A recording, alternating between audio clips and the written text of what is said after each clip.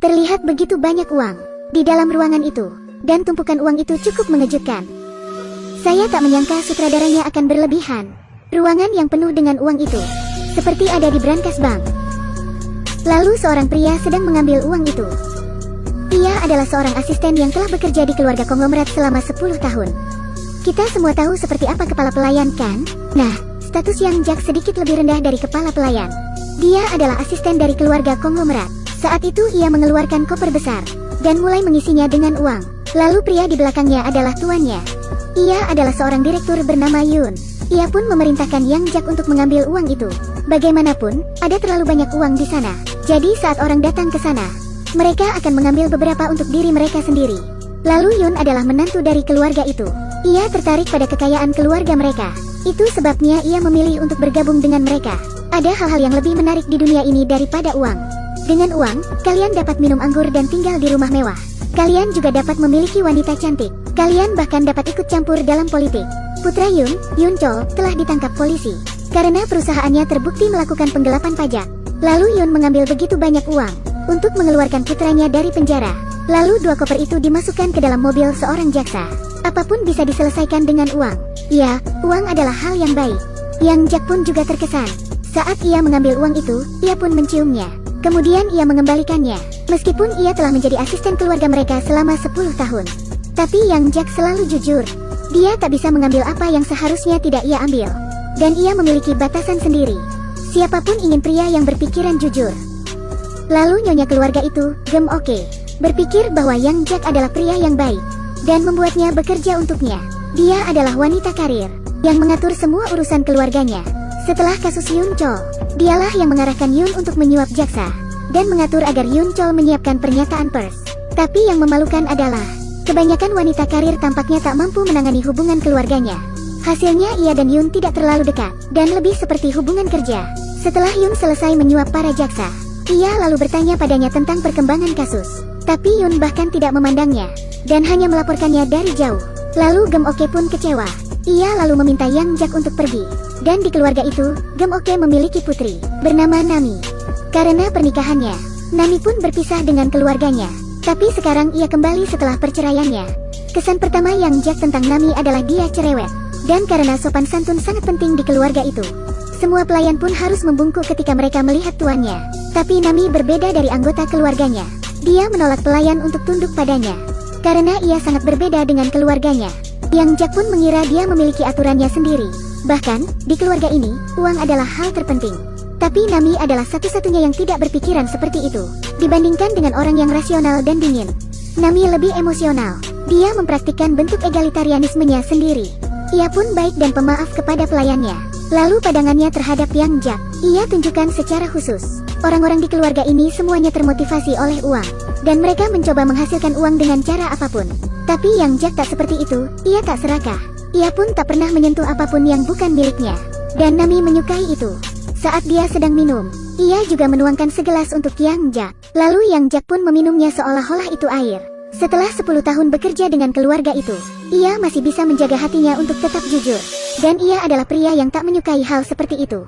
Tapi ada pepatah bahwa seorang pria tak bisa menolak wanita cantik. Meskipun Yang Jack bisa menahan godaan uang, tapi ia tak bisa mengendalikan hatinya sendiri. Ternyata ia menyukai pelayan Filipina di keluarga itu. Tapi ia tak pernah berani mengakui cintanya dan hanya membantunya dalam pekerjaan sehari-hari. Lalu keraguannya pun membuatnya kalah. Dan Yang Jack hanya bisa merasakan pahitnya dari rasa takut. Lalu Gem Oke membawa cucunya ke bioskop. Dan hanya ada 3 orang di bioskop itu karena terlalu sepi. Jadi Gem Oke meminta Yang Jack untuk mengajak Yun. Saat ia mengetuk pintu dan tak ada yang membukakan pintu, ia lalu membuka pintu itu tanpa izin. Tapi itu membuatnya menyesal. Ternyata pelayan itu sedang bersama Yun. Lalu Yang Jack pun mundur dan keluar dari ruangan itu. Dia seharusnya memikirkannya. Kehidupan seseorang adalah minum, tidur dan melakukan hal-hal buruk. Di rumah besar ini, mereka tak bisa pergi dengan wanita yang mereka sukai. Bahkan saat mereka keluar bersosialisasi, akan ada seseorang yang mengirim hadiah untuk melayani mereka. Yun pun pernah bertemu dengan seorang gadis. Dia adalah seorang artis muda, dan ia hanya berhubungan dengannya. Saat itu, Yun mengira gadis itu sukarela. Tapi 2 tahun kemudian dia mendengar berita mengenai gadis itu. Ternyata dia telah dipaksa, sampai gadis itu berjuang dengan hidupnya. Tindakan intimidasi yang digunakan pada gadis itu membangkitkan rasa bersalah Yun. dan Yun hanya meminta maaf. Siapa yang ingin menyerahkan dirinya demi uang untuk orang asing? Orang kaya mungkin memiliki empati juga, tapi uang selalu yang tertinggi. Untuk memperkaya dirinya sendiri, Yun Chol pun mengosongkan aset perusahaannya dan meninggalkan ribuan pekerja menganggur. Ia pun tak mengasihani para pekerja itu, dan bulan depan mereka akan kelaparan. Baik itu orang atau perusahaan, mereka akan membutuhkan kalian saat menciptakan uang, dan saat kalian sudah tak berguna, mereka akan meninggalkan kalian begitu saja. Lalu pelayan itu telah memikat Yun ke dalam pelukannya. Jika Gem Oke tahu, semuanya akan berakhir. Yang Jack pun tahu betapa posesifnya Gem Oke. Ia lalu menyarankan pelayan itu untuk mengakhiri hubungannya dengan Yun. Tapi pelayan itu memintanya untuk merahasiakannya. Bahkan jika pelayan itu tak memintanya, ia pasti akan tutup mulut. Belum lagi dia ingin melindunginya. Yang Jack pun hanya berpura-pura tak melihat apa-apa. Tapi yang mengejutkannya, Gem Oke telah memasang kamera di kamar Yun. Dan hari ini dia berada di ruang pengawasannya untuk memeriksa semua pergerakan keluarganya. Tapi ia melihat Yun dan pelayan itu sedang bermesraan. Lalu Gem Oke pun sangat marah. Ia bahkan tak melepas headphone-nya dan bergegas ke kamar Yun untuk menangkap mereka. Tapi saat ia sampai di pintu, ia pun berhenti. Yun masih dapat diandalkan. Jika Yun marah dan memilih untuk berhenti, keluarganya akan kehilangannya. Tapi Gem Oke masih marah. Ia lalu melampiaskannya pada headphone-nya. Karena ia tak bisa memarahi Yun, ia pun akan memarahi pelayan itu. Lalu Gem Oke memberikannya cuti agar ia pergi. Tapi pelayan itu mengatakan dia tak akan pulang, dan Yun akan membantunya membawa anak-anaknya ke Korea. Ketika dia mendengar itu, ia pun sangat marah. Tapi tak bisa mengatakan apapun di depan Yun. Lalu ia pun mencengkeram leher pelayan itu. Dan ia sangat marah. Di sini sepasang kekasih itu tak bisa diputus. Dan dua orang di sana tak berani mengakui cinta mereka.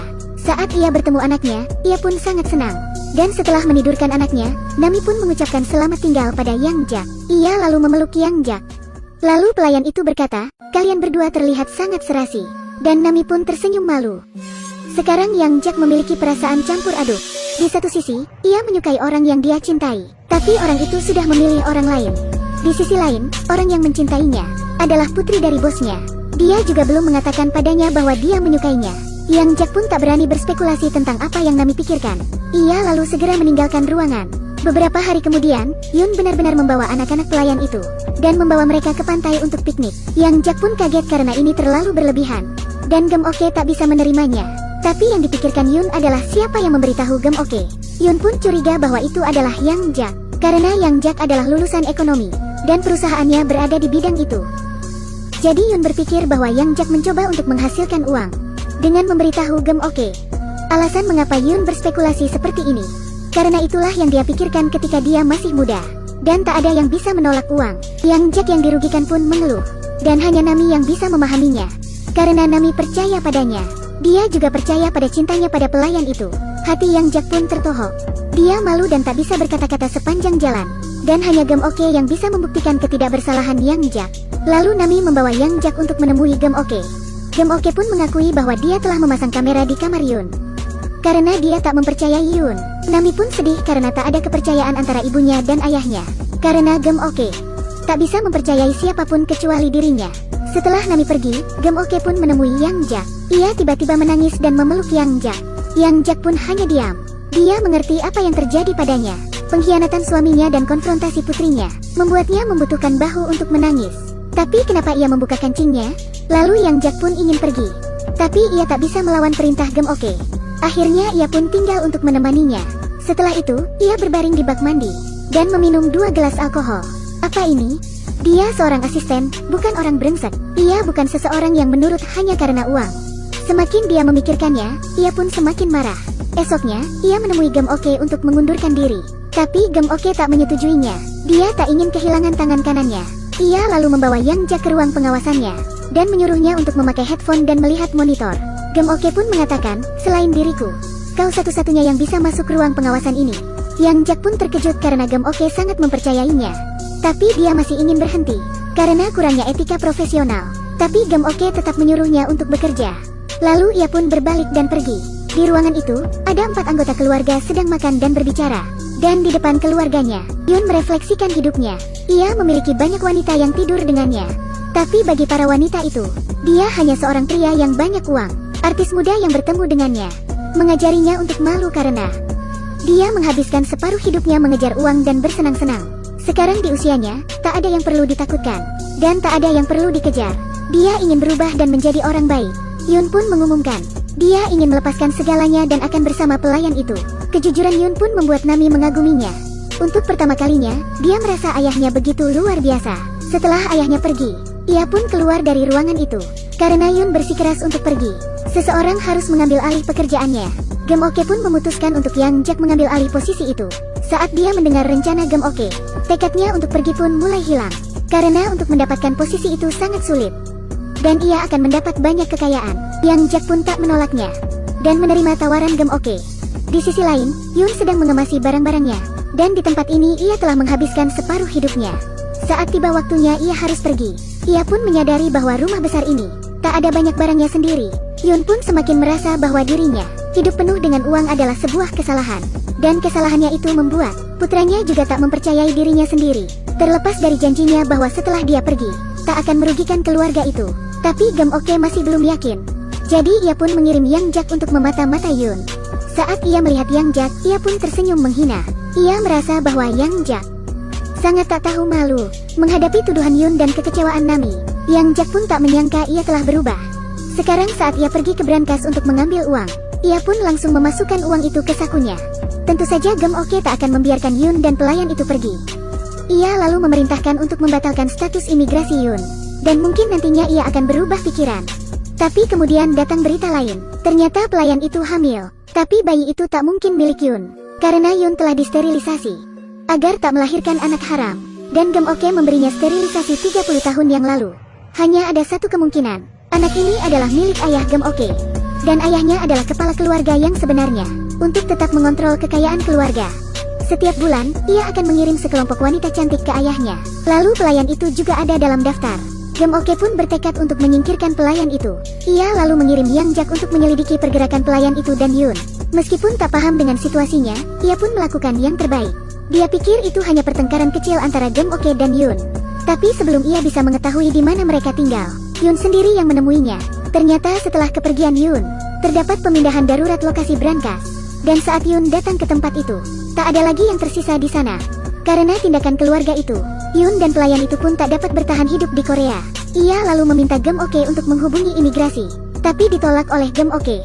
Keluarga itu sangat kejam dan tak mengampuni orang sama sekali. Yun juga tidak sopan.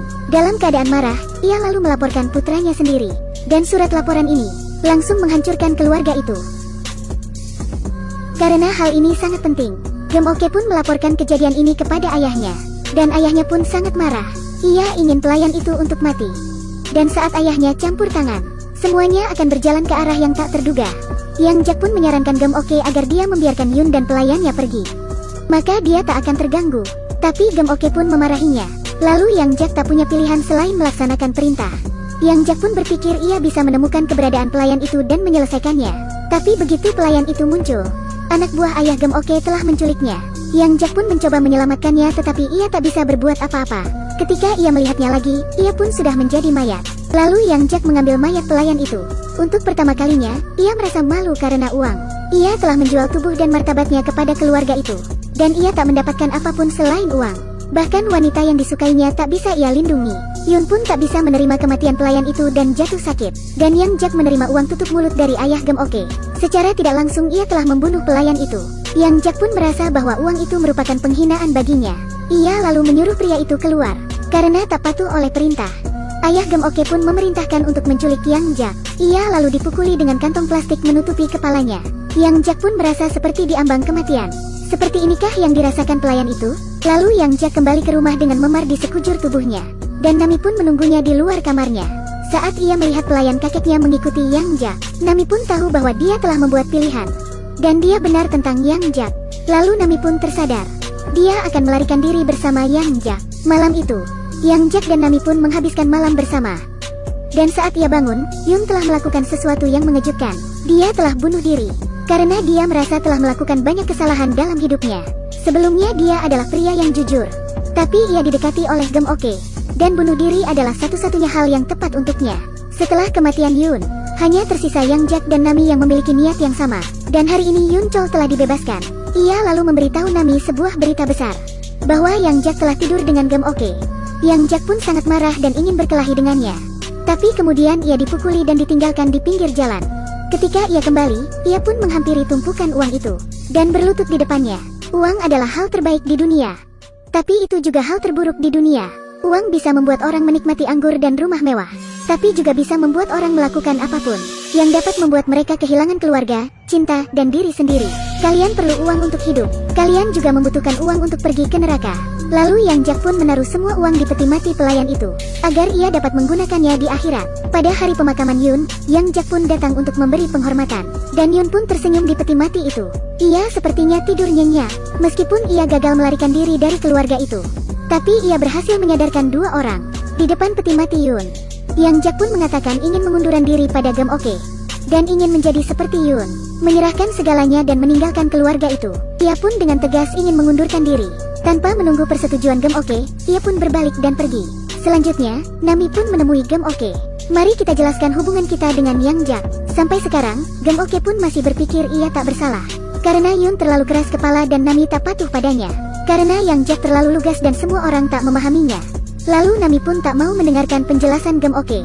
Dia sudah melihatnya. Semua orang di keluarga ini hanya peduli dengan uang. Mereka tampak mulia, tapi mereka semua hidup tanpa martabat. Dan mereka semua adalah budak uang. Nami pun menyerah dengan keluarganya. Lalu ia berbalik dan pergi. Di ruang tamu, pelayan kakeknya mengancam Yang Jak. Dan ia mencoba membuatnya patuh. Lalu Nami pun datang untuk melindungi Yang Jak. Di bawah cahaya itu, kedua mata mereka cerah dan bersinar. Yang Jak pun berkata kepada Nami, "Aku tak pernah berpikir kau begitu baik." Lalu perkataannya pun membuat Nami bahagia. Ia lalu memeluk Yang Jak. "Sebenarnya, saya pikir mereka juga cocok." Lalu Yang Jak akan segera pergi. Dia pergi untuk mengirim mayat pelayan itu pulang. Di pesawat, Yang Jak pun melepas jasnya dan mengenakan jaket kulitnya. Ia pun melihat keluar jendela seperti turis biasanya. Lalu seorang penumpang diam-diam duduk di sampingnya, dan ternyata itu Nami. Ia diam-diam mengikuti Yang Jak, dan ia tak peduli dengan hubungannya dengan ibunya. Karena memang Gam Oke sering memaksa beberapa pria muda. Dan Yang Jak adalah salah satu korbannya. Keduanya pun saling tersenyum dan berpegangan tangan. Dan mereka pun resmi berpacaran. Lalu mereka membawa peti mati pelayan itu ke rumahnya. Melalui pagar itu, Yang Jak dan Nami tak tahu cara memberitahu dua anak itu tentang ibunya. Karena anak kecil itu masih naif dan terus menanyakan ibunya. Dan itu sangat memilukan. Lalu tiba-tiba hujan pun turun dan gadis itu mengerti. Ibu mereka ada di peti mati. Ia lalu berlari ke peti mati dan berteriak pada ibunya. Yang Jak pun hanya memalingkan kepalanya dan membiarkan hujan membasahi tubuhnya. Mungkin hanya hujan deras ini yang bisa membersihkannya dari dosa-dosanya. Saat petir menyambar, tiba-tiba pelayan itu membuka matanya. Ia pun melihat uang di sekelilingnya, dan wajahnya ketakutan. Karena uang adalah hal yang paling jahat di dunia ini. Bahkan hantu pun takut melihatnya. Film The Taste of Money adalah film Korea. Ini tentang anggota keluarga kaya yang dipenuhi dengan uang. Mereka semua punya pilihannya masing-masing. Dan inti dari keluarga itu adalah cinta, uang dan bersenang-senang. Dan mereka melakukan apapun untuk memuaskan diri mereka sendiri. Yun adalah pemimpin yang ditinggalkan. Ia telah melihat keburukan yang berasal dari uang, suap, seks, dan kehidupan manusia semuanya dilebur dengan uang. Mereka bahkan dapat membuang keuntungan mereka sendiri demi uang. Yang Jak dan Nami, yang telah tinggal di rumah itu selama bertahun-tahun. Setelah melihat pelayan itu dan Yun, mereka pun membuat pilihan mereka sendiri. Jadi pertanyaannya kembali ke awal cerita. Jika kalian adalah Yang Jak, apakah kalian akan mengambil uang itu?